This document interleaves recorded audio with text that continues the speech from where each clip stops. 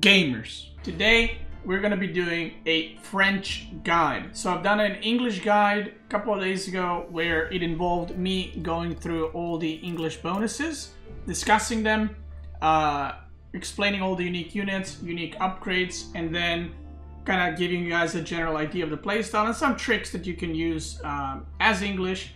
You guys liked it, so I'm here to do the French one. Okay, so let's start with the civilization bonuses and the difficulty of French. So French is one of the easiest civs in the game. This is no secret to anyone. This is not a diss, it's just how it is. You can even see it in the game. It says difficulty 1 out of 3.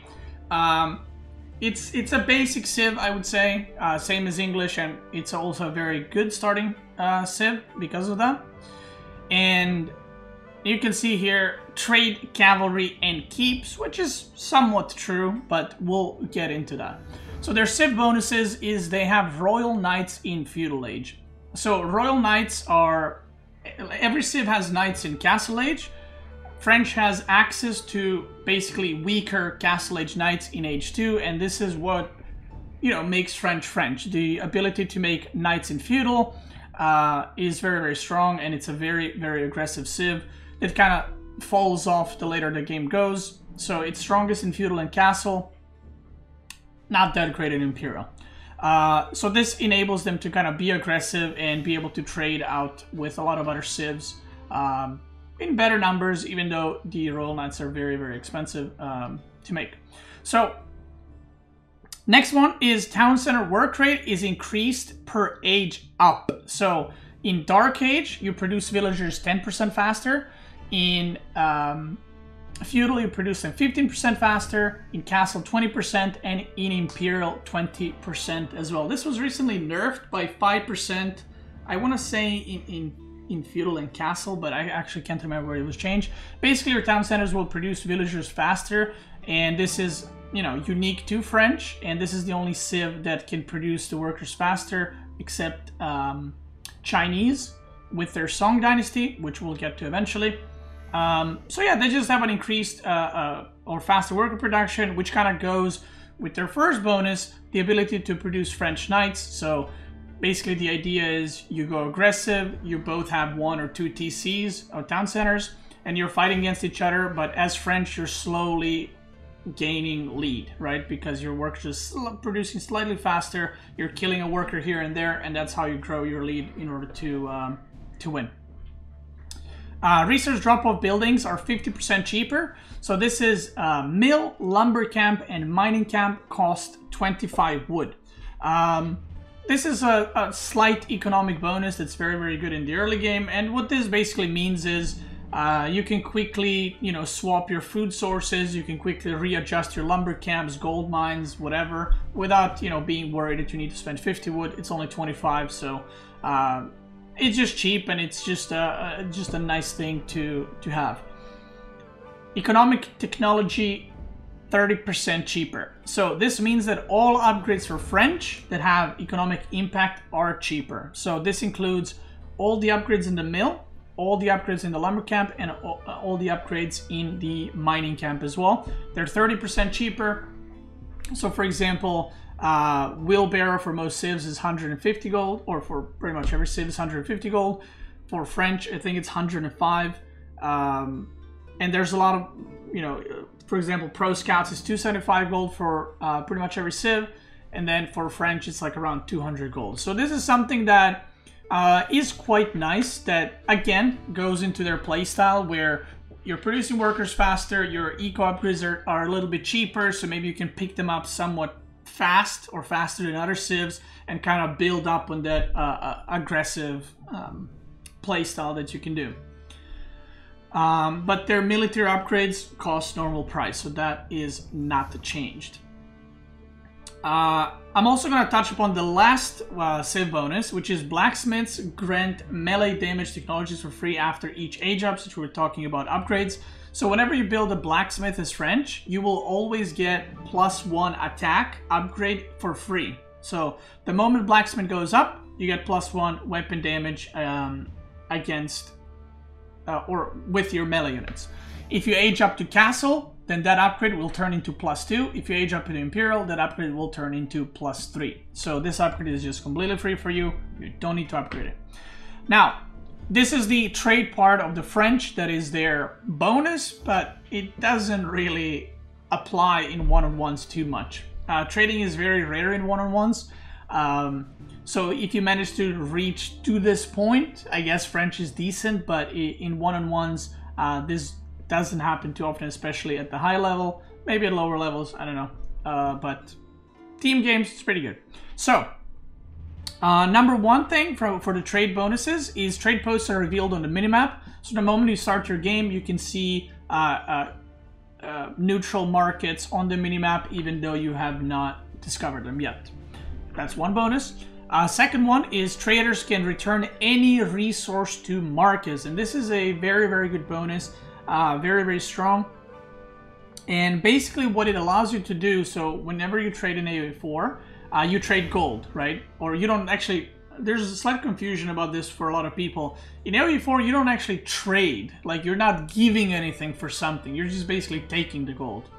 So, just so you guys know.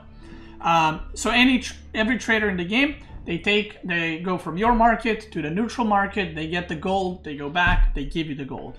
French has the option, without upgrading anything, to click on an individual trader or multiple traders and click to get either food, wood, or stone instead of gold. So technically you can click 20 traders and you can click on stone, and now they will return stone instead of gold. And this allows French to make infinite amount of keeps potentially, or go for wonders even on one-on-ones, because they can get insane amounts of resources like that. And the last one is trade ship return plus 20% resources. Not to be confused with another bonus, which I'll talk in a second. So basically your trade ships, like it says, give you 20% more extra resources compared to the other civs. Now, the reason why I say not to be confused, there's also a landmark, Chamber of Commerce, that gives you an extra 30% on all your traders. This is Chamber of Commerce is another thing. This is just a civ bonus. Now, what I'm going to do is I'm going to jump into dry. Actually, I'm not going to jump into dry Arabia. We're going to jump into ancient spires. We've done that last time, so let's do it here as well. And I'm going to build all the production buildings, build all the stuff needed, and then I'm going to show you all the unique upgrades, unique units, and explain when and how you should be using them. And of course, explain the landmarks as well, and then talk about what your unit comp should be looking like. All right, so their house, nothing special about that. It's just a house. Let's queue these up. These guys are gonna... Actually, I'm not gonna... Actually, let's build the landmarks. I'll build it already. So, regarding French, you can see their worker production is 18 seconds. So that's in Dark Age. And then it gets better and better with each age, except Castle and Imperial are the same. So their houses are just houses. Nothing weird, nothing specific about that. And as you can see, their mill, lumber camp, and mining camp are 25 wood compared to 50 for other civs, except roosted costs 100 wood for hunting cabin. Their farms are normal farms. You know, they're not like English half the price. They're normal, nothing weird about them. Let's make a dock here as well. And if you look at the upgrades, this is what I was talking about. Wheelbarrow is usually 50 wood and 150 gold. Here is 35, 105. This is also cheaper. Professional scouts are cheaper at 192 gold. Horticulture is cheaper.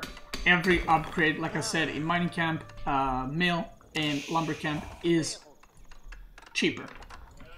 So, let's start looking at the production buildings as well. Boom. I'm just gonna make them like this next to one another so we have a nice little overview. And I'm gonna advance to the next stage as well. Let's talk about the ships that French have. So French have a unique, and these are the only civ that can produce hulks in Feudal Age. So most civs, in order to produce hulks, you need to be castle. You cannot produce hulks in Feudal, but French can. These are weaker hulks. They're Age 2 hulks. kind of like they have knights, but they're age 2 knights. So they're not, these hulks are not as strong as age 3 hulks, and they have access to them in Feudal, which makes them a very powerful civ on the water. And there's a little micro that you can do with them that I will show you in a second. Their fishing, trade, transport ship, all the same. They have one unique upgrade, which is, this is unique to French. Increases the damage of naval cannons by 10%. It does what it says. Trust me. And then they have a unique unit. So one unique thing is they can build hulks in Feudal. But they have a unique unit, Gale Ass, that, I'm gonna be honest, I don't think I've ever made it in my life. So, do whatever you want with that information, but I think this is supposed to be anti-building ship. I don't know. I just know it sucks. So, Gale Ass, not good. So, not good. Karak is the same thing that I showed you guys in the English video. It's a imperial ship that is basically anti-structure. It's slow movement. So whenever you get into mass ship battles, you still want to go with hulks for French. Because that's the ship to kind of go to. I'm going to produce one of these as well. Let's build some houses. And that's pretty much all for French dock. Now, one thing that you can do, and this is unique to not only French hulks, but any hulks in the game. The way hulks shoot is, as you can see, they have 2 attacks, ballista and ballista. So this is not a bug. This is how hulks work. And the way you shoot is, you can see these little cones or whatever they are. They shoot from there. So they cannot shoot here in this position, right? They cannot shoot here or here. You would have to turn them so they can shoot that way. And once they shoot, they have a cooldown period of 4 seconds. So the way you want to shoot or fight with hulks in general is very funny. And what you want to do is, if the ships are here, you want to shoot, then turn around your ship so it shoots the other side while the first attack is on cooldown. So you want to basically keep doing this. Shoot, shoot, shoot, shoot, and so on and so forth. So this is for any civ, not just French. Any civ, if you're playing with hulks, you want to basically spin to win and kill everything. Now here's the ass came out, and it has 130 damage, 5-second reload, 8 tiles range. Hulks have what did it have? 6 tile range, but it is a lot slower ship, as you can see. So if you make these and if you get caught, you cannot retreat with them. But they can do attack of ground, which you'll see in a second.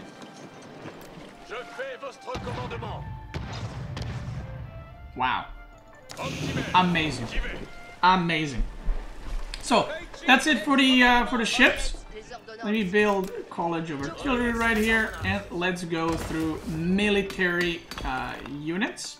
Actually, no, let's make a blacksmith first. I'm gonna make a blacksmith right here to show you guys what Blacksmith has. And I'm gonna build a trade here.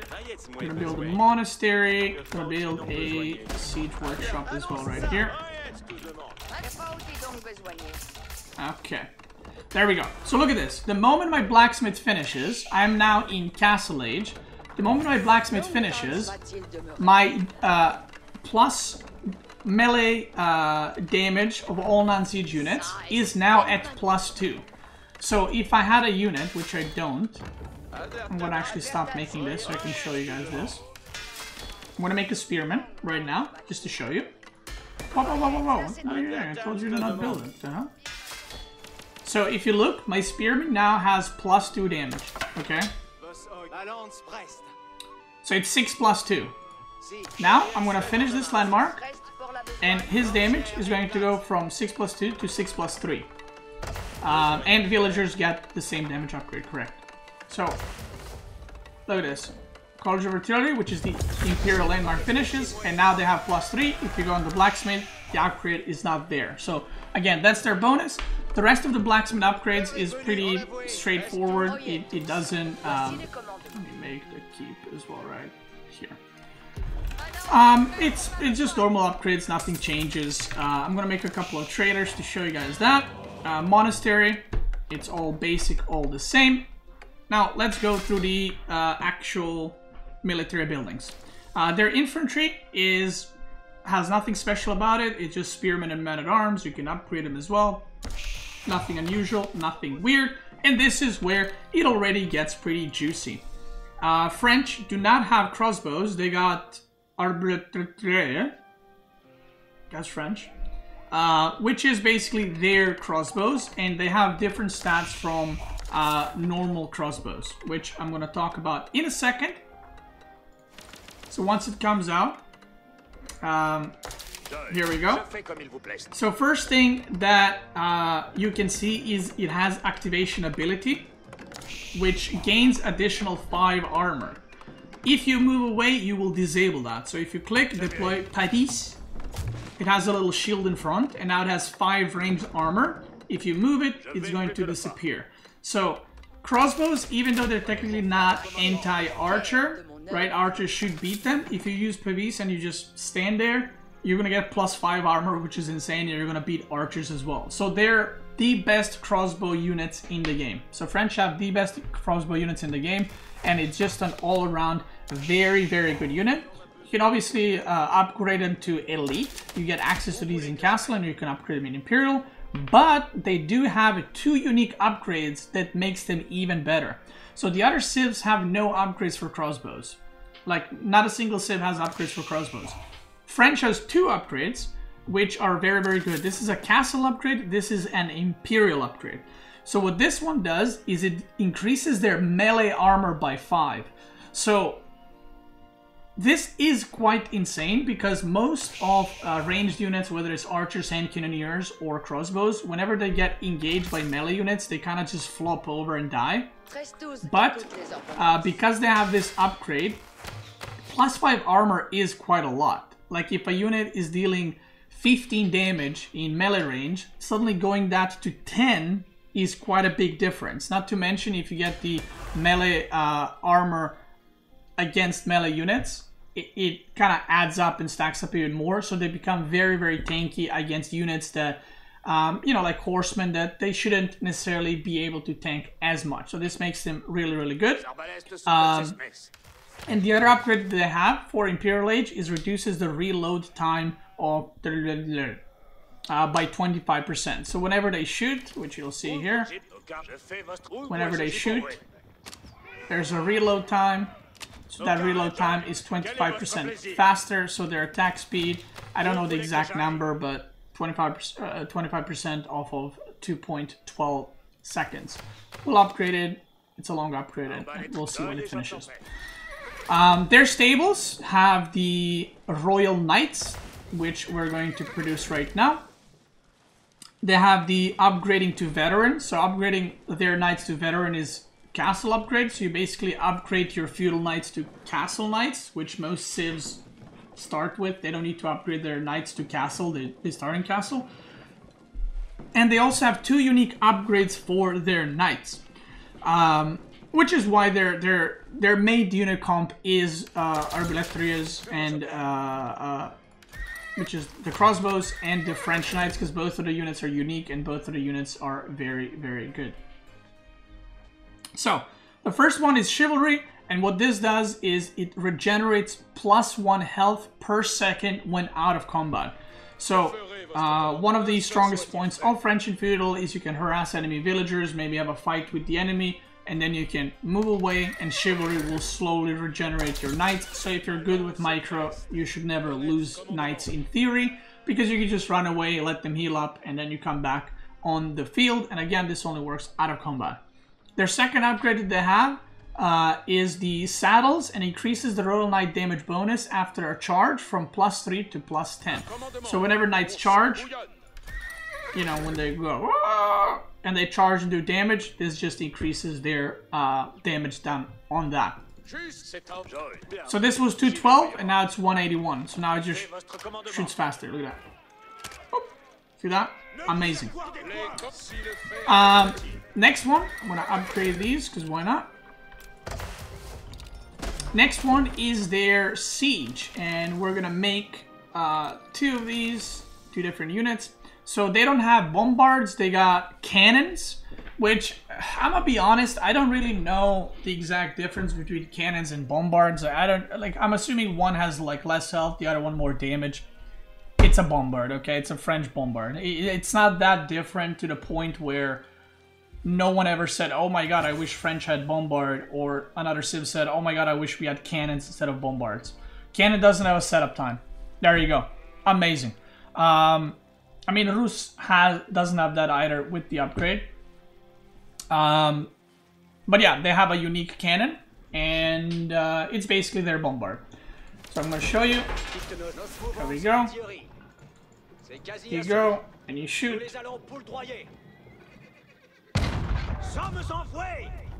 It does have a little setup time, I'm gonna be honest. It's a little setup, maybe less than bombard. Maybe it doesn't have the like assembling and disassembling, but it does have a little setup time. So there it is. That's also their unique unit. And they have the Ribaldequin, which I mentioned when I was talking about English. If you haven't watched that, feel free to do so. Which basically counters masses of melee units. A lot of people think it's a meme. It kind of is, but I actually don't think it's that bad. And what it does is it deals splash damage in a cone, and it has very short range. It has 3.75 tile range, and I'll get to the deer here and show you in a second. It looks like that musical instrument, whatever it's called. Amazing. It deals splash in like around this area.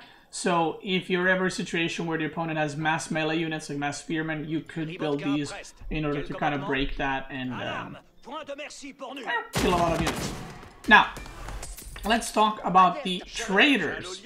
So I'm going to send these traders, I split them like this, like in a campaign. And when you select on French traders, so you don't change anything here regarding trading. You change trading if you want to get another resource on the individual traders. So if I select this trader and I select food, this one is still on gold, right? So only this one will be returning food. So if you look, I'm going to set different ones to different resources, and I'm going to send them to a market. And what's going to happen is this one is going to get stone, this one is going to get wood, this one will get food. And that's how French traders work.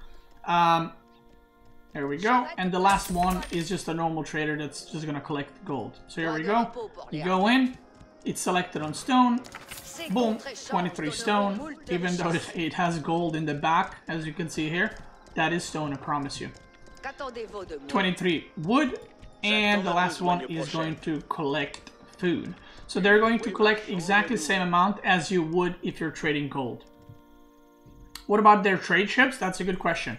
So their trade ships, if you guys don't know already, every trade ship in the game gives you same amount of gold as they do wood. So if you bring 200 gold, you're also going to bring 200 wood with any civ. This is just how the game works. Now with French, you can also pick your second resource.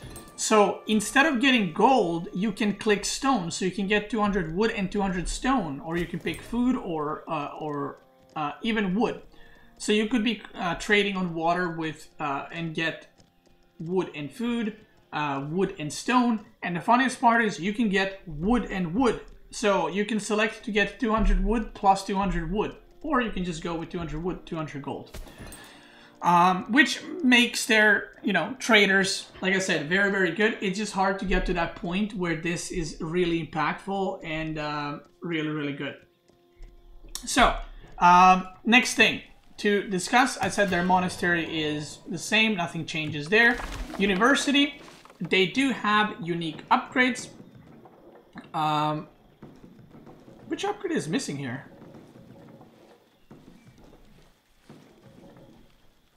Wait, is there an upgrade missing here? Am I crazy? Anyway, no, there is. Biology. Oh, right, it's moved down. Oh, okay. I don't know why they moved it. So, they have a unique upgrade in University. It is a cavalry-based civ, and apparently it's changed from here to here. Or I mean, not to change, but it is down there for whatever reason. So instead of having biology that increases your cavalry health by, is it 20%? I might be off on this. I'm really bad with numbers. This one, Royal Bloodlines, increases the health of all cavalry by 35%. So this is why French is the cavalry civ. They have royal bloodlines, they have knights that can heal, they got an upgrade for knights to do more charge damage, and they get access to knights in Feudal Age. So this is why it makes them a very aggressive civ, it makes them a civ focused on cavalry, and you will never play against a French player on ladder that goes like spearman, archer, and that's it. If you want to do that, it's better to play some other civs. So, let's go through their landmarks, because I think that is the only thing remaining. Oh no, I'm lying. There's another thing. My bad. Their keeps. This is the French keep. And if you look, right, if you look, there's something juicy here. What is this? Influence. And you might be like, what does that do? Well, if you build buildings in the influence of keeps, they will actually reduce the cost of all the units being produced only in stables and archer ranges by 25%. And there's also an upgrade in the keep that's unique to French that reduces further unit cost by another 5%. So, if you look, I'm going to build... Obviously, this doesn't work for barracks, so if you look, there's no influence bonus or for siege workshop. It is only for stables and only for archer ranges. One thing to note, just like with farms with English, you don't need to put a full building like this on the influence. What you can do is, in order to gain the most space and to fit in the highest amount of buildings you can under the influence, you can start like this. So start from the edge. So instead of fitting 3 stables, I just fit 4 because I built at the very edge. And then you can do the same thing like this. So each way you get 4 buildings. Now I'm not going to build all of these, I'm just going to build 1 stable and 1 archer range so I can show you guys. You guys can go there and chop wood. So if I want to produce a knight here, it's 140 gold, 140 food, 100 gold. If I select here, that's under the influence, it's 112 food and 80 gold. Scouts are also cheaper, they're 56 food instead of 70, and horsemen are 80 food, 16 wood compared to 100 food, 20 wood. And again, if you upgrade this, they become even cheaper. Same thing with archer ranges. Archers are 24 food, 40 wood. The crossbows are 64, 32, and then hand cannoneers are 96, 96. And if you look here, hand cannoneers are 120, 120. So this is a mechanic for French that is extremely, extremely important to use. And one thing you will see, high-level players that are very good with French, if, let's say, this is your starting base and the opponent is this way, what high-level French players will do is they will build their production like this. So if they're being aggressive, they're going to build their production like this. And you might have noticed this. You might have noticed it on my stream or other streams. Castle, thanks so much for raid. Hope you had a great stream. And you might have noticed, like I said, high-level French players do this, and it looks weird. But the reason why this is done is while you're playing in Feudal, you build it like this. It doesn't cost you anything. But later on, once you hit castle, if the game goes on, what you can do is just add a keep right here and you reduce the cost of all the units by 25% or 30% if you get the upgrade. And this is definitely worth. There's there's some debate to be done if you want your first keep like more out on the map or defensively.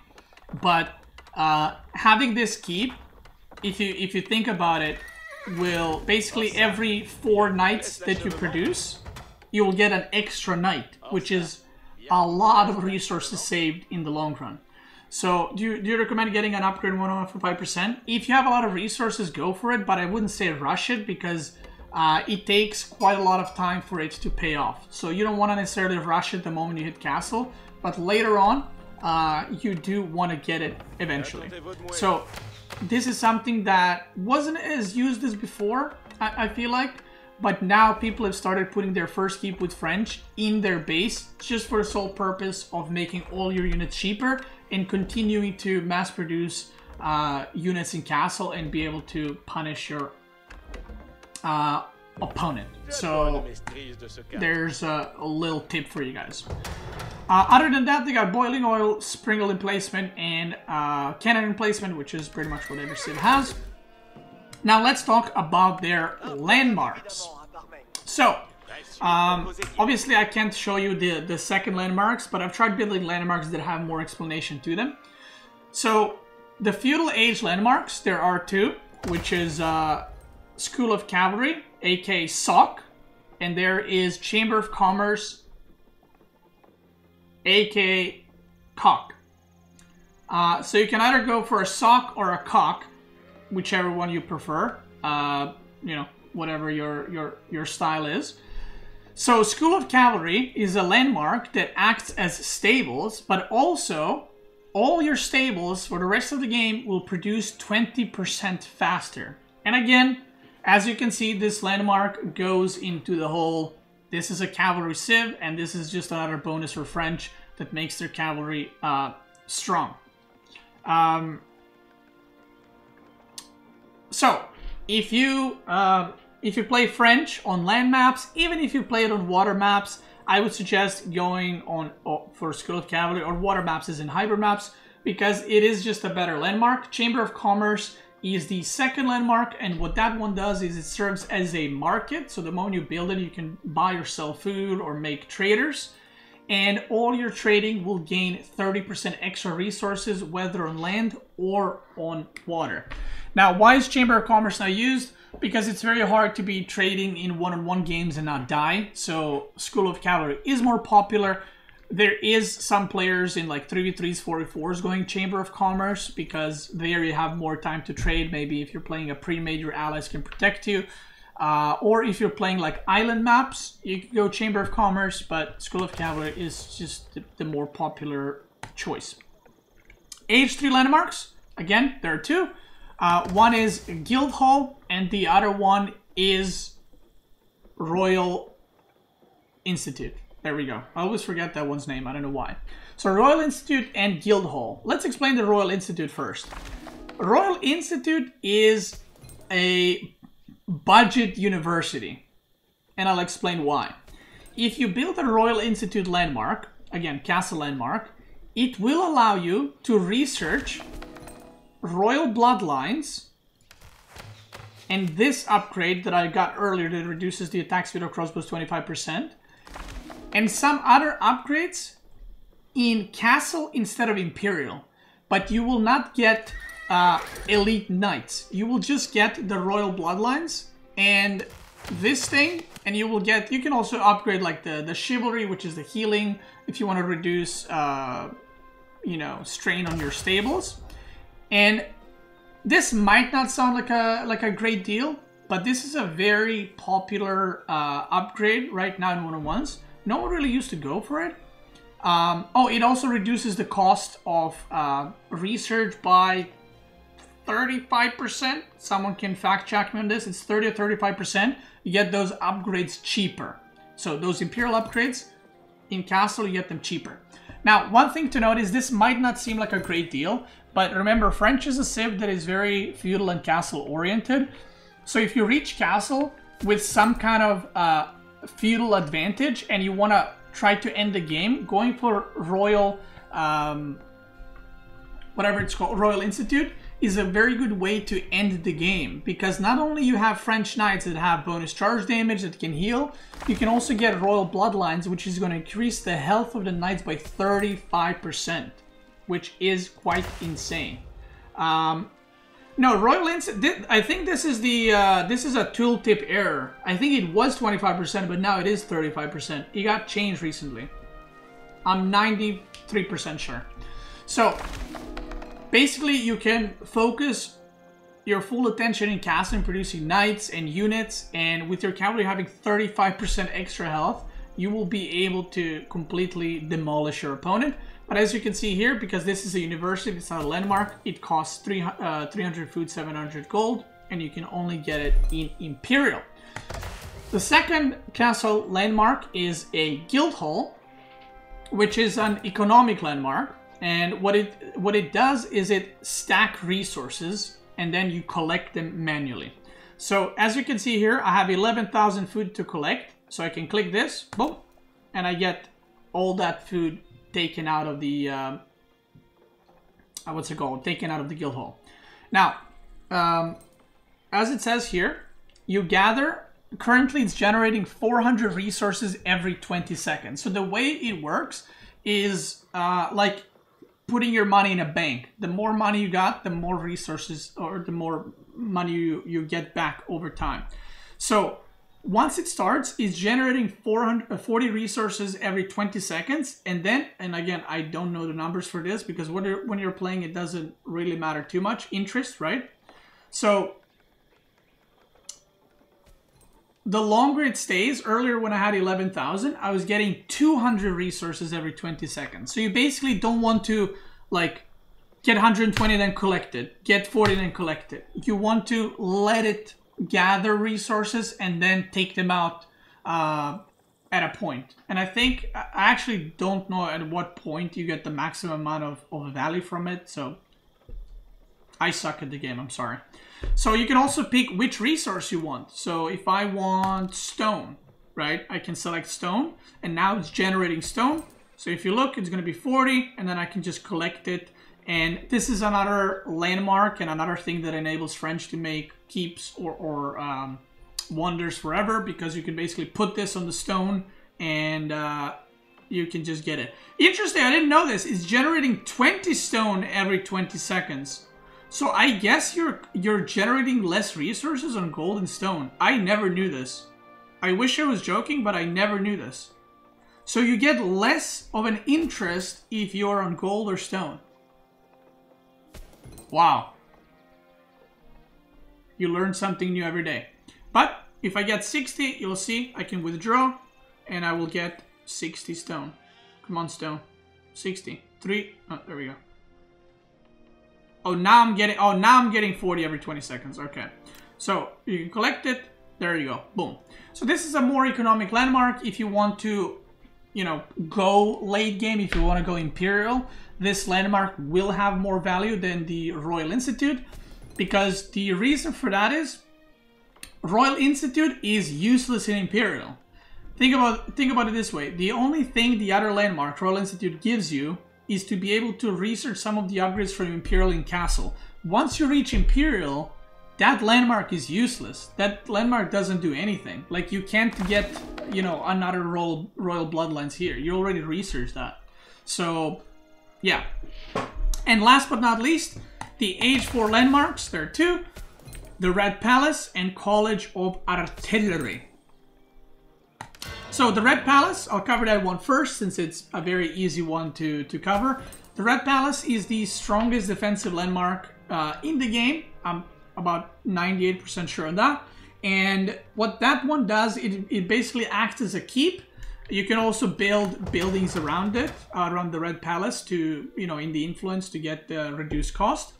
But the one unique thing that the Red Palace has, for every unit that you garrison inside,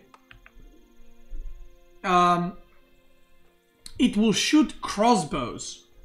I think that's the way it works. So basically, when French has Red Palace, and if there's units inside, I will strongly advise you to get the fuck out of there, because you will die. Yeah, it gets Arbiletria's shooting out of it. You need to get out of it. Don't try to fight under Red Palace under any circumstances. If there's 15 units garrison inside, trust me, your army is going to get mowed down extremely fast. It does a crap ton of damage. Now, one interesting thing is bombards do not outrange the Red Palace. So if you have a bombard trying to take down the Red Palace, the bombard will die to Red Palace. So in order to deal with Red Palace, you need trebuchets. Otherwise, you're gonna be in a lot of pain. Technically, you can arrive with like 10 bombards and one-shot it.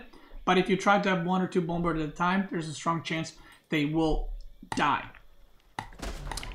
The second landmark, Imperial landmark, is College of Artillery, which basically produces Royal Siege units. And I'm going to build one of each. I could have probably built them sooner. So you have the Royal Cannon, and basically what it does is just has better stats, right? So we'll compare them. I have a cannon here. I'm going to kill these. I have a cannon here. I'll get a royal cannon and you will see the difference. Now, the one cool thing about college artillery is if you look at the siege workshop, they got springles, mangonels, trebs, cannons, and ribaldequins, okay? Here they got royal culverins. So culverin is the best anti-siege siege unit, and you can only build them as French with college. Like, you cannot build it without it. So this not only makes culverins best anti-siege, but their culverin are the best in the game because they're royal and they have bonus stats. So if we compare these two, this is a cannon, this is the guy she tells you not to worry about, a royal cannon. So they have same health. The damage difference, royal cannon has 120, this one has 100 damage. So I want to check something. If you look, the only difference between these two is the damage, and that's it. So they do 120 damage against units, this one does 100 against units, this one does 500 against building or ships, this one does 600. There's no difference in attack speed, in movement speed, there's no difference in health, in armor, nothing, okay? That's it. Now, these are the culverins, and culverins, as you can see, they got 102 damage because they got bonus damage compared to normal culverins, and they do 120 against, plus 120, sorry, against siege, so not 120, but plus 120 against siege, and 240 against ships. Now let's talk about when to build which landmark. Cannon stock, yeah. French cannons, SMH. So, like I said earlier, I kind of discussed this a little bit. School of Cavalry, you will go most of the time because it's just a better landmark overall compared to COC, aka Chamber of Commerce. Chamber of Commerce, I would suggest maybe making it in team games or on island maps where you can actually get the trade going. In Castle Age, you have the Royal Institute. If you want to push the game, if you want to end the game in Castle, if you want to just overwhelm your opponent with cavalry, go Royal Institute so you can get bloodlines and every upgrade that you need in order to like gain advantage there and win. If you want to play a more of a longer game, or maybe you're not producing knights for whatever reason, you can go Guildhall and kind of go late in the game. And as we can see now, the Guildhall is collecting or gathering 120 resources every 20 seconds because I have more resources in the Guildhall itself.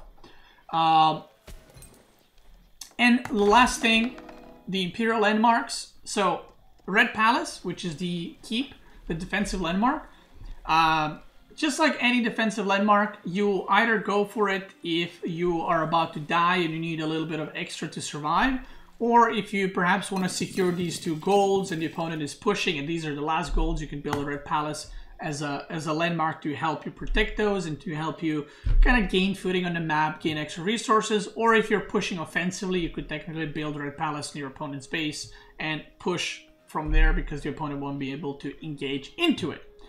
College of Artillery is the more popular one at the high level. Red Palace is probably the more popular one at the low level because people just run into a Red Palace and lose everything. At a high level, people just avoid Red Palace completely, so it's kind of like a keep, right? If people don't fight into Red Palace, it just acts as a keep where you don't want to run through. It doesn't do anything else. The one cool thing about the Red Palace is keeps require stone to repair. The Red Palace requires wood to repair. So that's one thing to consider. College of Artillery is the more popular one because you get access to culverins, and that is literally the only reason. It doesn't give you anything else. It just gives you Royal Siege that does 20% more damage. No one cares if a cannon does 20% more damage. It's whatever. Like, if you're killing a keep, you're going to kill a keep. But having access to culverins is incredibly, incredibly, incredibly important. So this is the more popular one. If you're playing some kind of split map scenario where you're both having siege units and stuff, this is the way to go. Didn't they change it so that they need stone? No, not for landmarks. All landmarks cost wood to repair. The keeps cost stone to repair. Can Red Palace be placed offensively? Yeah. If you do, you will have a strong footing, but if you lose it, then it's going to be strong or hard to kind of recover it after.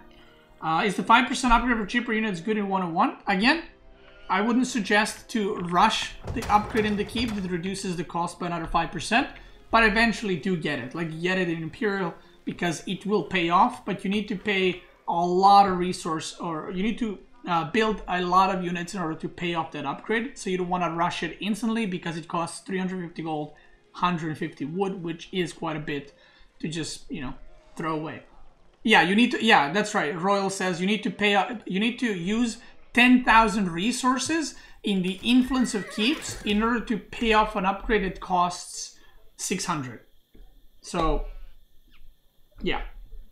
Now, what else is there left? The last thing that's left to say, to mention for French, like I said, and like you can probably gather from this video, it is an offensive civ. You are supposed to use cavalry. You are supposed to, your main unit comp should be either horsemen or veteran royal knights if you have gold, together with their crossbows that are very, very strong and very, very good. And one of the most important thing is to harass your opponent with knights, try to get as much damage done while trying to later in this in the game place your production buildings around the keeps. Whenever you place a keep, like let's say you know, opponent is pushing this side, you plop a keep. Once the keep is done, remember to put your new production around there. It's extremely important. This is how your keeps anywhere on the map, it doesn't matter even if it's not in your base, this is what all your keeps should look like. It's very, very important, and this is one of the biggest things for French. It's very, very important to have your production not like this, but around your influence, around your keep, so you can get the 30% discount on your units, which is quite a lot. Yeah, the keep influence does work on Red Palace. Red Palace acts as a keep, so it does also act as an influence radius. French is probably the strongest in their feudal. It's very strong in castle. If you go Royal Institute, it falls off a bit in Imperial. That doesn't mean that it's like it's trash or it doesn't work, because their cavalry do have 15% extra health compared to the other civs. So it's still decent. You have the Royal Culverins, but it's not where you want to be and where you want to go, because some of the other civs like Rus, China, and English do have better late game. Boom! Alright, I hope you guys learned a lot of new things today. I hope you guys enjoyed this video, or if you're watching on Twitch, I hope you guys enjoyed this live. The next one that I'll be making, since you guys are enjoying these are supposed to be like kind of like for beginners, but also I'm pretty sure there's someone that's diamond in the chat that didn't know something. I mean, there was one thing that I didn't know. So I hope it helped you, and I hope you learned something new and something that you can use in your games. The next one we will be doing is Rus. If you're watching on YouTube, thank you so much for watching. If you're watching on Twitch, let's keep going.